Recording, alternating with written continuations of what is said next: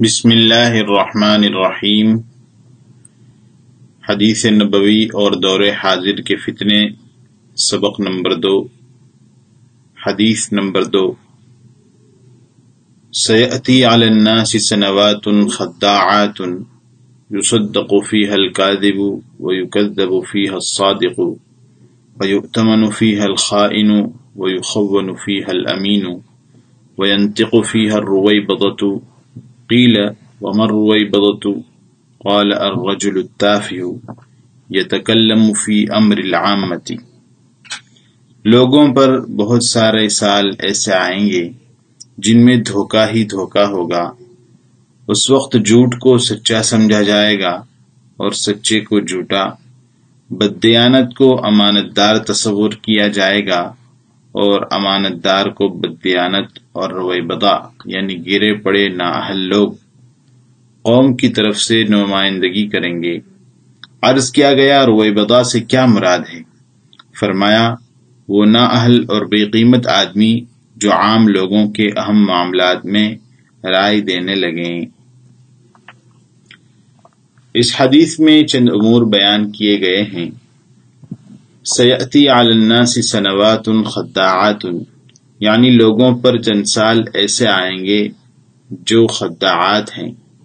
خداعات لفظ خداع سے مبالغے کا صیغہ ہے اور خداع کے معنی دھوکہ دینے کے ہیں، اور سنوات خداعات کے معنی ہوئے بہت دھوکہ دینے والے سال۔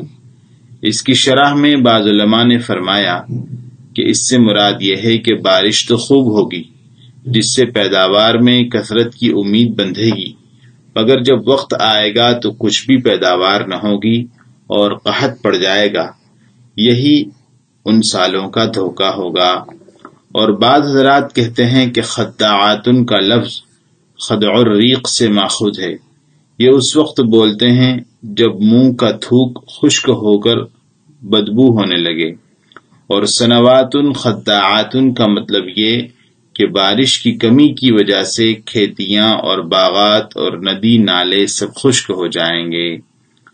احکر کہتا ہے کہ سنوات خداعات کو لغوی معنی پر محمول کرتے ہوئے یہ بھی کہا جا سکتا ہے کہ ایسے سال آئیں گے جن میں دھوکہ اور فریب زیادہ ہو جائے گا، اور سچ اور جھوٹ، کفر اور ایمان اور حق و باطل میں فرق کرنا مشکل ہو جائے گا۔ اور یہ تشریح حدیث میں آئے ہوئے اور جملوں سے مطابق بھی ہے، جیسا کہ آگے آ رہا ہے۔ اور سال کو خداع اور دھوکے باز کہنا مجازن ہے۔ مراد یہ ہے کہ اہل زمانہ ہیں، کہ اس زمانے کے لوگ دھوکہ اور فریب کے عادی بلکہ ماہر ہو جائیں گے، جیسا کہ آج بھی یہ کیفیت نظر آ رہی ہے اور محسوس بھی ہو رہی ہے۔ پہلے دھوکہ بازی کو دھوکہ بازوں اور مکاروں کی جماعت میں دیکھا جاتا تھا، اور اب ان میں بھی دیکھا جا رہا ہے جو اہل دین اور اہل دیانت کہلاتے ہیں۔ حتیٰ کہ اہل علم میں علماء سو کا گروہ دین میں غیر دین اور سنت میں بدعت کی ملاوٹ کر رہا ہے، جس سے ایک خالی الذہن حق تلاش کرنے والے کو حق کی تلاش کی راہ میں رکاوٹ پیش آتی ہے۔ یہ الگ بات ہے کہ اللہ تعالیٰ اپنے دین کی حفاظت کے لیے ہمیشہ علماء حق کے ایک گروہ کو علماء سو کی جاری کی گئی خرافات اور بدعات کی اصلیت اور حقیقت کو ظاہر کرنے کے لیے تیار رکھتے ہیں، اور وہ دلائل کی روشنی میں ان کا مقابلہ کرتے رہتے ہیں۔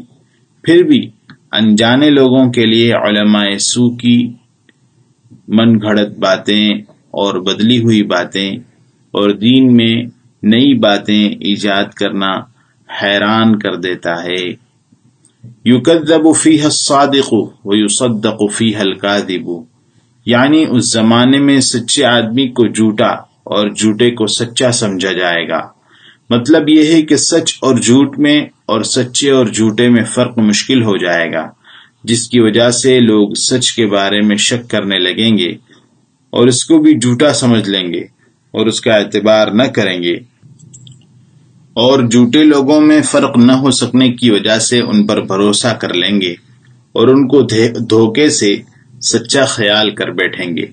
یا یہ مطلب ہے کہ جھوٹے لوگ ایسی چکنی چپڑی باتیں اور دھوکے بازی سے کام لیں گے کہ لوگ ان کو سچا سمجھیں گے اور ان پر بھروسہ کر لیں گے، اور جب ان پر بھروسہ کر لیں گے تو نتیجتاً سچوں کو جھوٹا اور ناقابل اعتبار سمجھیں گے۔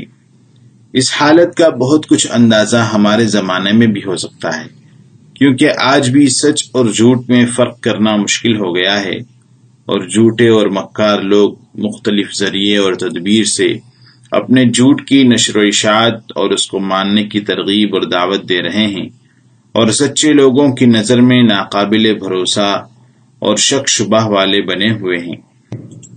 اس کی زندہ اور تازہ مثالیں آج کل دیکھی جا سکتی ہیں۔ وَيُخَوَّنُ فِيهَا الْأَمِينُ وَيُؤْتَمَنُ فِيهَا الْخَائِنُ، اس زمانے میں امانت دار کو خیانت کرنے والا اور خیانت کرنے والے کو امانت دار سمجھ لیا جائے گا۔ اس کا حاصل بھی وہی ہے کہ جھوٹ اور مکر و فریب اس قدر بڑھ جائے گا کہ امانت دار کون ہے اور خیانت کرنے والا کون ہے اس میں فرق مشکل ہو جائے گا، اور لوگ غلط فہمی کا شکار ہو جائیں گے اور امانت دار کو بھی شک کی وجہ سے خیانت کرنے والا سمجھ لیں گے، اور خیانت کرنے والے کو اس کی دھوکے کی باتوں سے متاثر ہو کر امانت دار سمجھ لیں گے۔ یہ صورتحال بھی آج کے معاشرے میں دیکھی جا سکتی ہے۔ ایک حدیث میں آیا ہے کہ حضرت حذیفہ رضی اللہ عنہ نے فرمایا کہ رسول اللہ صلی اللہ علیہ وسلم نے ہم سے دو باتیں بیان فرمائی، ایک تو میں نے دیکھ لی، دوسری کا انتظار ہے۔ آپ صلی اللہ علیہ وسلم نے بیان فرمایا کہ امانت لوگوں کے دلوں میں رکھ دی گئی ہے، پھر انہوں نے قرآن و سنت کو سیکھا، پھر حضور صلی اللہ علیہ وسلم نے امانت کے اٹھ جانے کا ذکر کیا اور فرمایا کہ آدمی سوئے گا اور امانت اس کے دل سے اٹھا لی جائے گی تو اس کا اثر صرف ایک دھبے کی طرح رہ جائے گا، پھر آدمی سوئے گا اور باقی حصہ بھی اٹھا لیا جائے گا اور اس کا اثر صرف ایسا رہ جائے گا جیسے تو اپنے پاؤں پر چنگاری گرا بیٹھے اور دیکھنے پر پھوڑا نظر آئے لیکن اس کے اندر کوئی چیز نہ ہو۔ صبح ہونے پر لوگ خرید و فروخت کریں گے تو انہیں ایک بھی امانت دار نہیں ملے گا، بلکہ یوں کہا جائے گا کہ فلاں قبیلے میں فلاں شخص امانت دار ہے۔ رویبضہ ربضن سے ہے اور رابضہ کی تصغیر ہے، اور ربض کے معنی عاجز ہونے کے ہیں اور رویبضہ کے معنی ہیں بڑے امور حاصل کرنے سے عاجز، یعنی نکما اور ناقابل انسان۔ اور ایک روایت میں حضور صلی اللہ علیہ وسلم نے اس کی تفسیر میں فرمایا کہ الرجل التافہ، یعنی کم عقل آدمی جو عام لوگوں کے معاملات میں رائے ڈالتا ہو۔ اور ایک حدیث میں الفویسق سے اس کی تفسیر آئی ہے، یعنی فاسق اور گنہگار جو معاملات ملیہ میں رائے ڈالتا ہو۔ اس میں اشارہ ہے کہ آخری زمانے میں قیامت کے قریب مسلمانوں کے ملی امور جاہل اور فاسق لوگوں کے ہاتھ میں چلے جائیں گے، اور وہ اپنی جہالت اور فسق و فجور کی وجہ سے غلط اور ناسمجھی کے فیصلے کریں گے اور ملت کو تباہ اور برباد کر دیں گے۔ اور آج یہ بات بھی کھلی آنکھوں دیکھی جا رہی ہے کہ ہر بڑے چھوٹے ملی اور دینی اداروں پر فساق اور فجار اور جاہلوں کا قبضہ ہے، اور علماء اور صلحاء ان کے تابع اور محکوم ہیں، اور اس کی وجہ سے ملت تباہی کی طرف بڑھتی جا رہی ہے۔